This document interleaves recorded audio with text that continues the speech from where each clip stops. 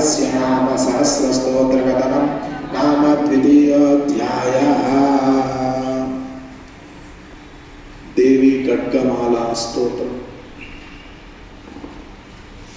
ओम ह्रींकारासनगर्भितामलसिकां सौक्लीं कलां बिभ्रतीं सौवर्णां वरदारिणीं वरसुधा तौतां त्रिनेत्रोज्ज्वलां वन्दे पुस्तकभाषणम्बुजधरां सर्वभूषिताम् उज्ज्वलां त्वां गौरीं त्रिपुरां परां परकलां श्रीचक्रसञ्चारिणीम्।